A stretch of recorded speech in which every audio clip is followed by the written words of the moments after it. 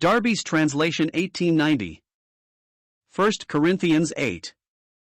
But concerning things sacrificed to idols, we know, for we all have knowledge, knowledge puffs up, but love edifies.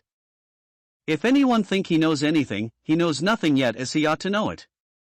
But if anyone love God, he is known of him. Concerning then the eating of things sacrificed to idols, we know that an idol is nothing in the world, and that there is no other God save one.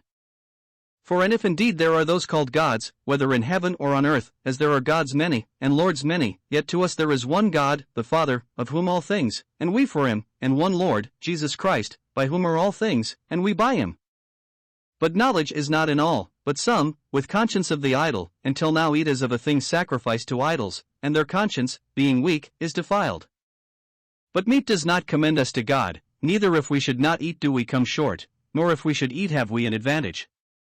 But see lest anywise this your right to eat itself be a stumbling block to the weak. For if anyone see thee, who hast knowledge, sitting at table in an idol house, shall not his conscience, he being weak, be emboldened to eat the things sacrificed to the idol? And the weak one, the brother for whose sake Christ died, will perish through thy knowledge. Now, thus sinning against the brethren, and wounding their weak conscience, ye sin against Christ. Wherefore if meat be a fall trap to my brother, I will eat no flesh forever, that I may not be a fall trap to my brother. 1 Corinthians 8. By F. B. Hole. The opening words of chapter 8 are really, now concerning, for evidently the Corinthians were perplexed as to the right course to adopt in relation to things offered to idols, and had mentioned the matter in their letter to Paul. No such problems confront us, yet we shall find the instructions laid down of much value, for our guidance in many a problem that does confront us. Before coming to the point, however, the apostle puts in parenthetically a word of warning. The Corinthians prided themselves upon their knowledge. Yet knowledge is a small and poor thing compared with love. Knowledge, if by itself, only puffs up, whereas love builds up. Moreover, at best all our knowledge is partial. It has strict limitations. We do not really know anything with a full and absolute knowledge. If we imagine that we do, we only show thereby that we as yet know nothing as we ought to know it.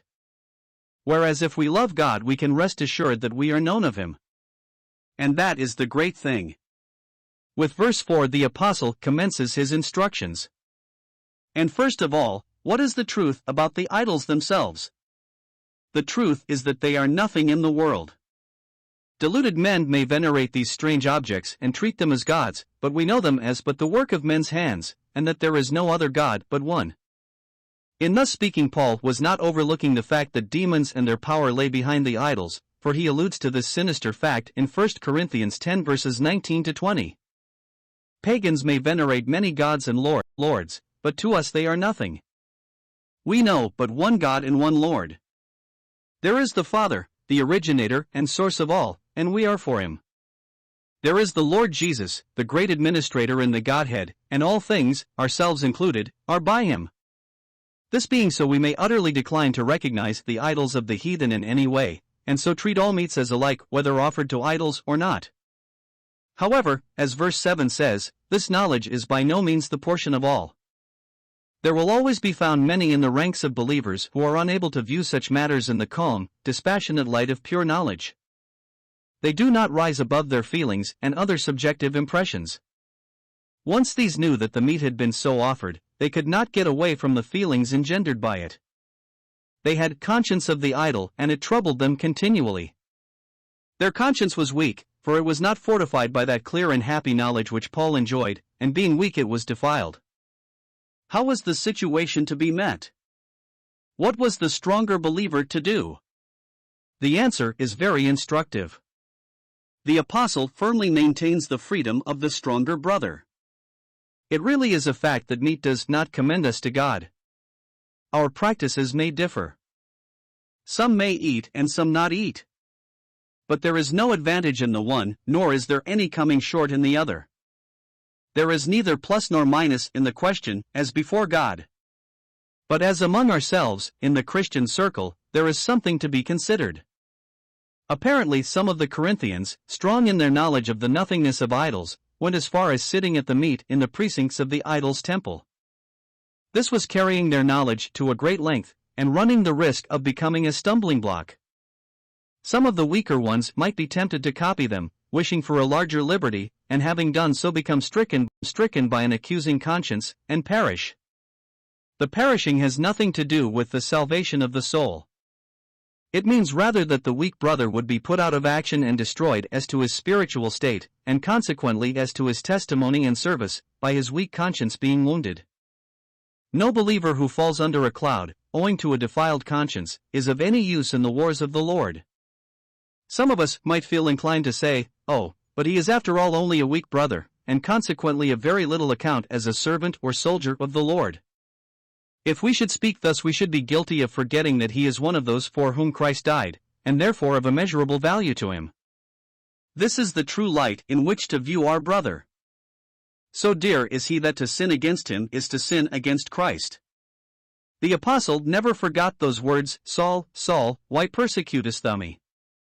And we must never forget them. The truth enshrined in them confronts us in a number of scriptures. Those who would strike a blow at Christ today, strike at his saints.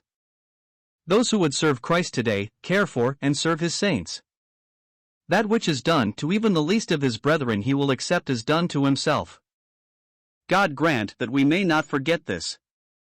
Real devotion to Christ is far more truly and effectively expressed by devoted service to his cause and people than by much outpouring of devotional and endearing language, either to him or concerning him.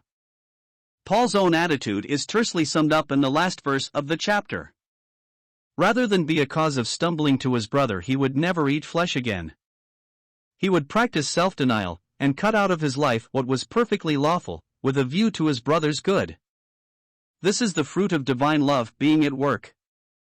Would to God we had much more of it working in our hearts. There is one further remark to be made as regards this chapter. Verse 6 is sometimes quoted by those who would deny the deity of the Lord Jesus.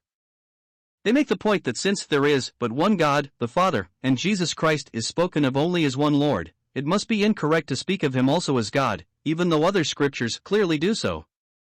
Without a doubt, in this verse deity is attributed to the Father alone, and dominion as Lord to Jesus alone.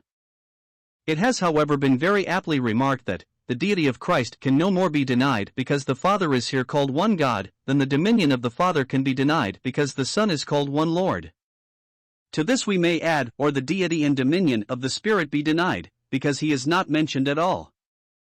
The fact is, of course, that the Godhead is being presented in contrast with the many gods and lords of the pagan world, and in the Godhead the Son is he who has taken the place of Lord. Read the verse as limited by its context, and there is no real difficulty.